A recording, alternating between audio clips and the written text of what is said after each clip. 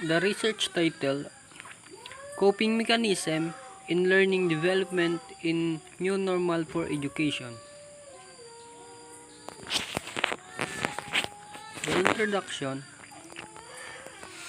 The new normal education in the Philippines is challenges for the teachers, students, and parents. Without the equal cooperation, full cooperation of the teachers and learners, without the parents may not guarantee a good quality of education. Everyone must have a role to play and must take it seriously. The primary goals of the parents are to help, to monitor, to motivate, and to guide their children, even in a simple ways. Providing the needs of their children, it is better cooperation. COVID-19 pandemic has resulted drastic changes in education.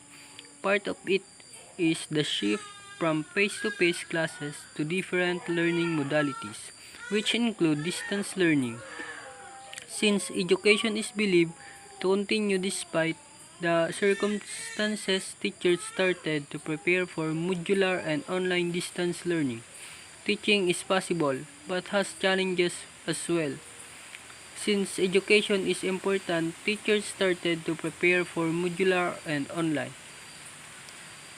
this online distance learning.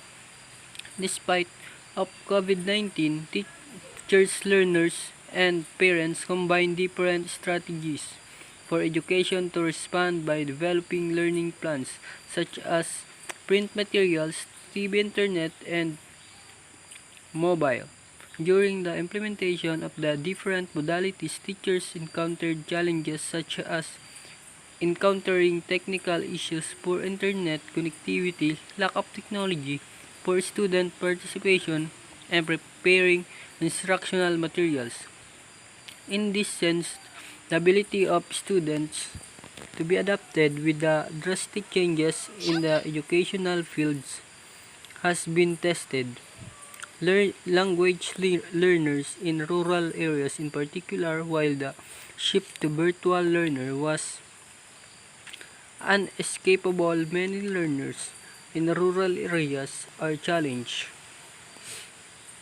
as they are unable to access online resources due to the lack of infrastructure, the availability of electricity and technological resources, and the limited internet connection, which are all vital in the newly implemented platform. For this reason, it appears that virtual learning makes the urban learners more privileged and the rural learners more deprived of the necessary learning resources. It also affirmed that the limited internet connectivity and technological tools has become a major problem for students who study online in rural areas.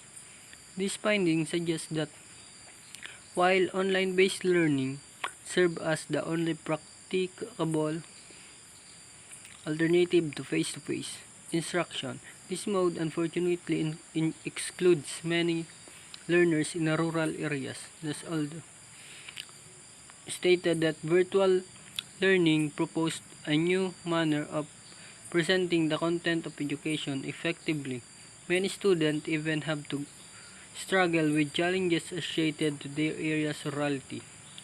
While some dental schools allow the only laboratory preclinical simulation activities with strict physical distancing measures,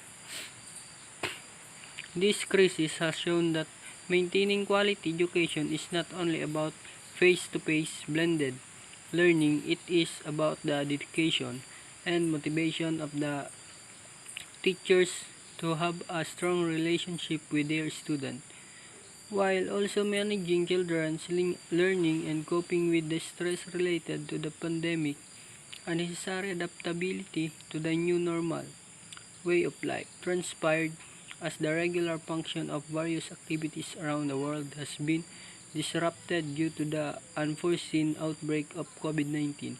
Unfortunately, education is no exception.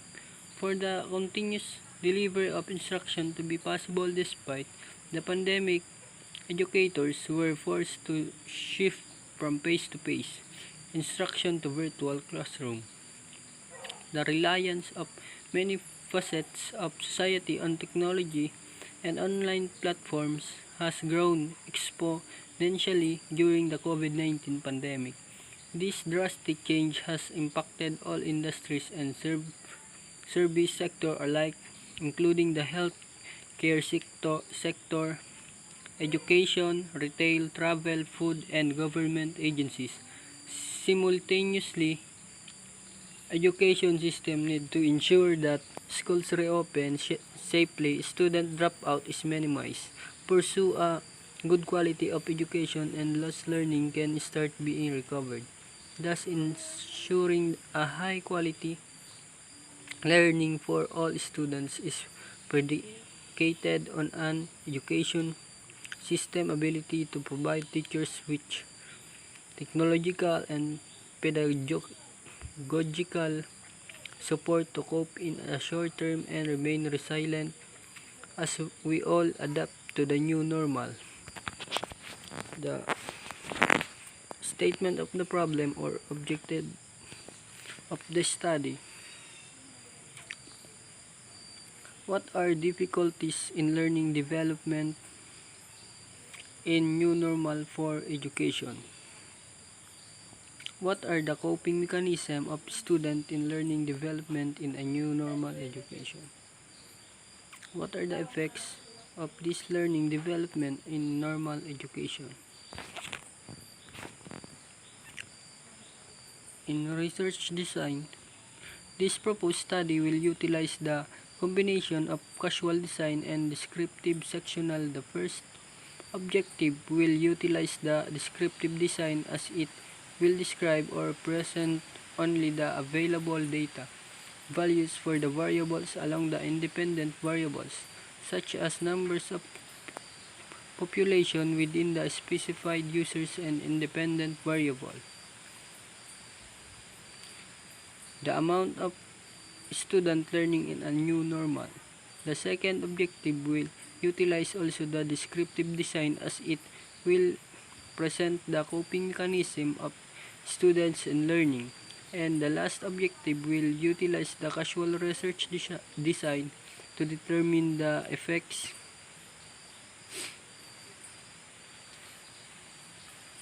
of this learning, and it will consider as the effect and dependent variable.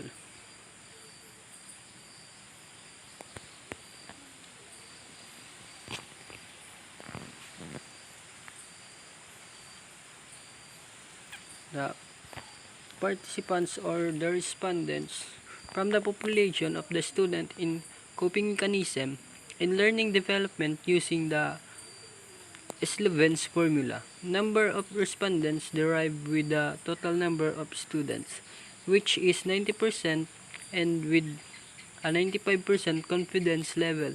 73 students is the sample size.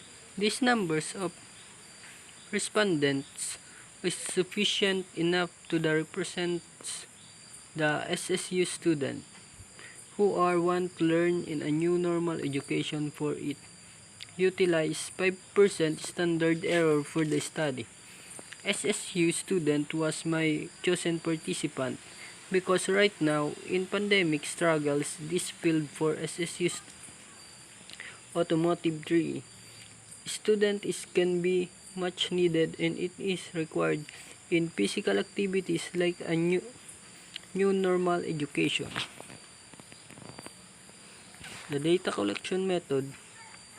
The first objective is to determine the difficulties in learning development in new normal for education, and to determine the coping mechanism on how they manage in this new normal activity.